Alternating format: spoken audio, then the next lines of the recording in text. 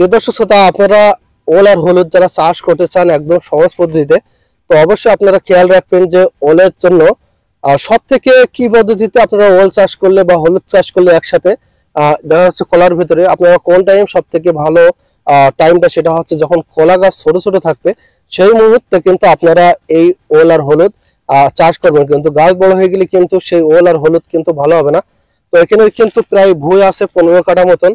যখন চাষ করবেন তখন আপনারা 3 থেকে 4 থেকে 5টা সার দিবেন। সেই সারটা হচ্ছে টিএসপি, পটাশ, ইউরিয়া, জৈব, তারপর আছে আপনার ক্যালসিয়াম যে সারটা আছে। এই সারগুলো যদি আপনারা রেগুলার কন্টিনিউ কমপ্লিট করেন তাহলে কিন্তু আপনাদের এই প্রচুর পরিমাণ কিন্তু আপনার এই ওলের বা হলুদের কিন্তু প্রচুর পরিমাণ ধরনের আসবে। তো দেখতে পাচ্ছেন আমার আজকে এখানে মুখী ওল আছে, কিছু বড় ওল আছে, সব ধরনের ওল আছে। তো আপনারা যারা চাষ করতে চান সঠিক পদ্ধতিতে বা সহজ পদ্ধতিতে আমার ভিডিওটা দেখবেন, শেয়ার করবেন, লাইক করবেন। যদি আপনাদেরকে সুন্দর সুন্দর ভিডিও বা পরামর্শ যদি আমি দিতে পারি তাহলে অবশ্যই আমার চ্যানেলটা সাবস্ক্রাইব করবেন। আমার চ্যানেল হচ্ছে এমআর রনি ইন্ডিয়ান ব্লগ, আর আমার ফেসবুক পেজ রয়েছে সৈয়দ রনি। আপনারা অবশ্যই এই দুইটার ভিতরে যদি যেতে পারেন তাহলে কিন্তু পরিপূর্ণভাবে আপনারা দেখতে পারবেন যে আমার সুন্দর সুন্দর যেসব ওল চাষ, হলুদ চাষ, বিভিন্ন ধরনের যে সোজা চাষ, এভরিথিং যেসব চাষ আছে সেসব চাষ নিয়ে কিন্তু আপনাদের সামনে আমি কথা বলবো। তো অবশ্যই এই স্মার্ট কৃষির দেখা যাচ্ছে যে বাংলাদেশের সব থেকে যেসব ভিডিও তথ্য প্রযুক্তি যে ভিডিওগুলো আছে সেগুলো যদি আপনারা পেতে চান অবশ্যই আমার চ্যানেলটা সাবস্ক্রাইব করবেন, লাইক করবেন, শেয়ার করবেন। সবাইকে জানাই ধন্যবাদ। সবাই ভালো থাকবেন। আসসালামু আলাইকুম। আসসালামু আলাইকুম সুপ্রিয় দর্শক শ্রোতা, সবাইকে স্বাগতম এমআর রনি ইন্ডিয়ান ব্লগের পক্ষ থেকে। দেশ ও দেশের বাইরে যারা আছেন সবাইকে স্বাগতম।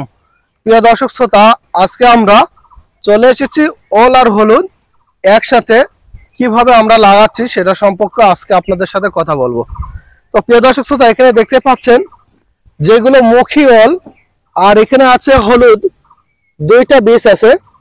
তো আপনারা যারা চাষ করতে চাচ্ছেন এই দুই রকম জাতের বীজ, এখানে দেখতে পাচ্ছেন যে দুধ সাগর কলা, এই দুধ সাগর কলার ভিতরে কিন্তু এই ওল আর হলুদ কিভাবে আপনারা চাষ করবেন দেখা যাচ্ছে। এখন কিন্তু কলা গাছের বয়স হচ্ছে মাসখানিকও হয়নি, তখন কিন্তু আপনারা যে পদ্ধতিতে এই ওল আর হলুদ যদি চাষ করেন তাহলে কিন্তু আপনারা অনেক লাভবান হবেন। কারণ এখন কিন্তু ওলের বা ওলের যে দাম, ওল কিন্তু এবারে বছর 7 থেকে 8 হাজার টাকা মন গেছে। চাকি ওলগুলো আমার নিজের বই আছে পাশে, সেটাও কিন্তু আমিও 4 থেকে 7 থেকে 8 হাজার টাকা করে মন বেচেছি। তো এই বইটা আজকে আমরা হলুদ আর এই মুখী ওল, কিছু বড় ওল ছিল ওই সাইডে লাগানো হয়েছে।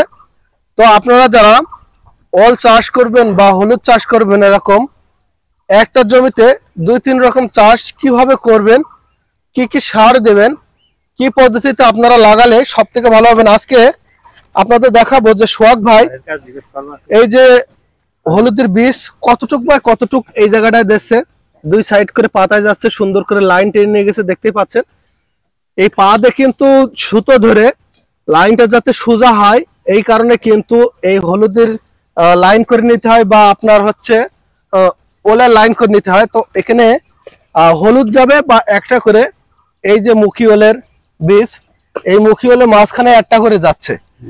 তো এখন এইরকম 3টে করে পড়বে, দেখেন মাঝখানে কিন্তু একটা করে ওলের চাকি যাচ্ছে আর হচ্ছে আপনার হলুদের চাকি যাচ্ছে। তো শখ ভাই, আমরা আজকে শুনতে চাচ্ছি যে ভাই এই যে আপনি হলুদ আর দেখা যাচ্ছে ওলের যে মুখীগুলো পাতাচ্ছেন, তো এখানে কয় আঙ্গুল পর পর আপনি পাতাচ্ছেন এই জায়গায়? মনে করো যে হাতে 3টে পড়বে। হাতে 3টে পড়বে? হ্যাঁ, হাতে 3টে পড়বে। দেখা যাচ্ছে আমি দুই পাশে 2 মাথায় 2টো হলুদ দিলাম, মাঝখানে একটা ওলের চাকি দিলেন। এইভাবেই লাগাইতে হবে আর কি। তো এখানে যে আমরা দেখতে পাচ্ছি যে এই যে লাইনটা টানার কারণ, এই লাইনটা কি কারণে টানা হয়েছে এটা যদি জানতে পারতাম। এই লাইনটা মনে করো যে তোমার টানা হচ্ছে কি কারণে, লাইনটা আমি সোজা করে নিলাম, নিয়ে একটা দড়ি টাকালেও হবে, না টাকালেও হবে, নিজের একটা চোখে দেখে সে মনে করো যে আমি সোজা একটা পাড়া টেনে দিলে হালকা একটু গর্ত হলো, হওয়ার পরে আমি এই বীজটা এভাবে বসাই দিলাম।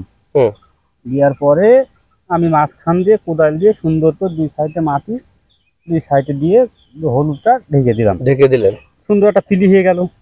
মনে করো ওই পিলি এর শেষ, আর যদি আমি ইচ্ছা করি কিছুদিন পরে যখন আবার এটি ঘাসে যাবে হালকা একটু নিরন দেওয়ার পরে যে আমি আবার হালকা করে যদি দেখা যাচ্ছে আমার পিডি সমান হয়ে গেছে, আমি আবার একটু সামান্য একটা করে কোপ দিয়ে মনে করো যে ভুঁইটা ইট হয়ে আবার কিছু মাটি দুই সাইডে তুলে দেবো, আমার আবারটা আরো জিনিসটা ভালো হবে আর কি, ভালো হবে। হ্যাঁ, ভালোভাবে জিনিসটা গড়বে। ঠিক আছে, জিনিসটা গড়ে উঠবে। হলুদ এখন একটা দিয়েছে, তাতে তো আরো কত হলুদ হবে, একটা ছাড়ে 1 কেজি হতে পারে। ঠিক আছে, তাহলে আমার আরো ভালো হলো না?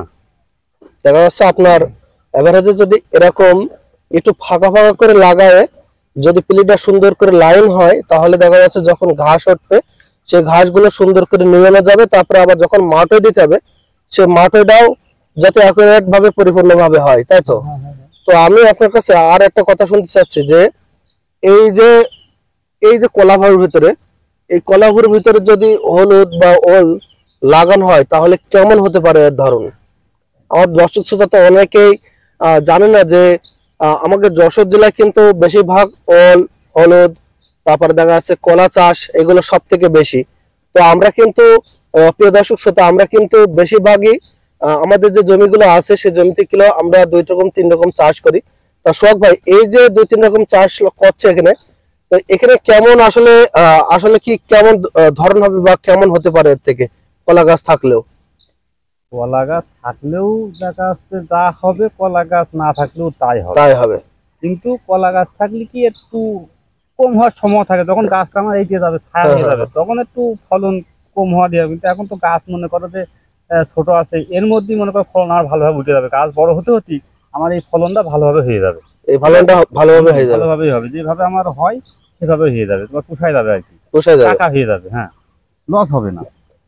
খরচ করে লাগাচ্ছাও যখন খরচ করে যে আমি এটা করছি, আমার যদি না হয় তাহলে তো আমার করে লাভ নেই। কিন্তু যেভাবে জোন খরচ করছি, আমার আল্লাহ যদি আমার ইতি আমার জোন খরচ উঠে আরো আমার ভুল লিচির টাকা উঠে ছাড়াইও যেতে পারে। এমন তো আমরা এখানে এই জায়গায় কতটুকু মতন জায়গা আছে? এখানে 14 থেকে 15 কাঠা জমি আছে। তা তো আছে, 14 থেকে 15 কাঠা জমি আছে। তো এখানে আমরা তো দেখছি যে 14 থেকে 15 কাঠায় কিন্তু হল আর হলুদ এই দুইটা লাগানো আছে। তো আশা করা যায় কি যে পরিমাণ হওয়ার কথা এই ভুঁইতে এর আগেও কিন্তু এরকম হলুদ হয়, কিন্তু প্রচুর পরিমাণ হলুদের ধরন হয়। তো এবারে কলার ভিতরে এই লাগানোটা হচ্ছে কি আশা করা যায় কি এই সিজন কলা গাছ তো বড় হয়ে গেলে আর তেমন লাগানো যায় না। তো আশা করা যায় এই সিজনে তো মনে হয় বেশ মোটামুটি এই যে কলা গাছ ছোট থাকার কারণে যেমন হয় তেমনই হবে। তো আমরা এখানে শুনতে চাচ্ছি যে এই যে জমিতে প্রথমে চাষের সময় যে কি কি সার দিলে সব থেকে ভালো হবে, যে দর্শক শ্রোতারা আছে তারা কিন্তু প্রতিটা বাংলাদেশের প্রত্যেকজনই কিন্তু এই ওল কচু সম্পর্কে আমরা জানি যে ওলের এবারে কিন্তু প্রায় 2000 টাকা করে 100 টাকা করে কেজি কিন্তু আমরা 20 ওল লাস্ট পজিশনে আমরা বেচেছি। তো এবারে দেখা যাচ্ছে যে তাহলে ওলের মন যাচ্ছে যদি 100 টাকা করে কেজি যায়, তো 8000 টাকা করে কিন্তু মন যাচ্ছে। আমি নিজেও বেচেছি যে আমার হলুদ আর ওল ওল কিন্তু লাস্ট ফিনিশিং আমরা বিক্রি করেছি প্রায় 7000-8000 টাকা করে, যে ছোট গুটি গুটি ওলের চাকি আছে সেইগুলো। তো এখানে যারা চাষ করবে তারা কিন্তু অবশ্যই যে কি কি মাটির সাথে লাগানোর আগে যে সারগুলো ব্যবহার করতে হয়, সব থেকে কোন সারগুলো এই মাটিতে দিলে দেখা যাচ্ছে যে ওলের বৃদ্ধি ভালো হবে বা ওল বাড়বে খুব দ্রুত, বা হলুদ ঝাঁকা ঝাঁকা হলুদ হবে, এর জন্য সব থেকে কি কি সার হলে ভালো হয়? দাও, অপশন দাও।